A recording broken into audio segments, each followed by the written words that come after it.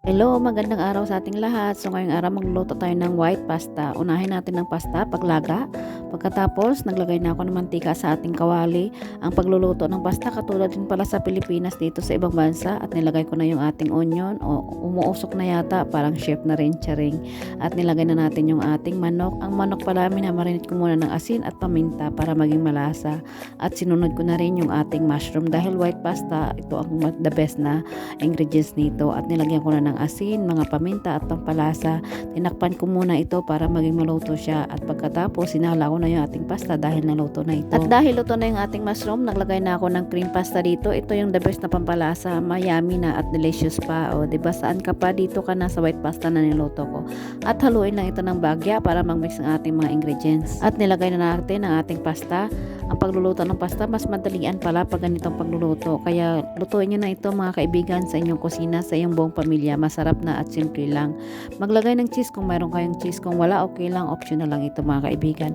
Kasi masarap naman ang pasta natin dahil sa sauce pa lang ay yummy na. O nakikita nyo na yan mga kaibigan. Masarap na siya at malinamnam. At sinunod ko na ang paggawa ng ating green salad. Ayan, dahil may cherry tomato tayong tanim, ayan, nag-harvest na ako at yung arugula. Namiss ko tuloy sa probinsya namin yung pag-harvest ng mga gulay sa garden, papuntang kusina. O, di ba masarap ang lasa? At ayan, hinugasan ko na yan. Naghiwa na pala ako dyan ng ating cucumber na pampasarap din sa ating salad. Ito yung mga ingredients niya. O, di ba simple lang at masustansya pa. Hiwain nyo, depende yan sa inyo. At naghiwa na rin ako ng bell pepper o pidada. At sinunod ko na rin yung ating cherry tomato. Hiniwa ko lang ito sa gitna mga kaibigan. Talagang masarap talaga pag may garden ka, mula garden to kitchen. So, di ba masarap?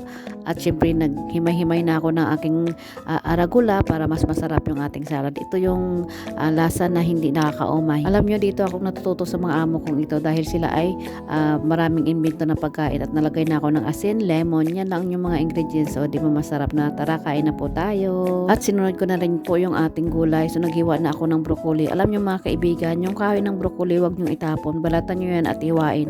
At isama nyo dyan sa ating gulay. At pagluluto ko pala dito ng broccoli ay nilalaga ko lang ito mga kaibigan. So, ganyan lang, hiwain nyo ng maliit, maninipis para madaling maluto.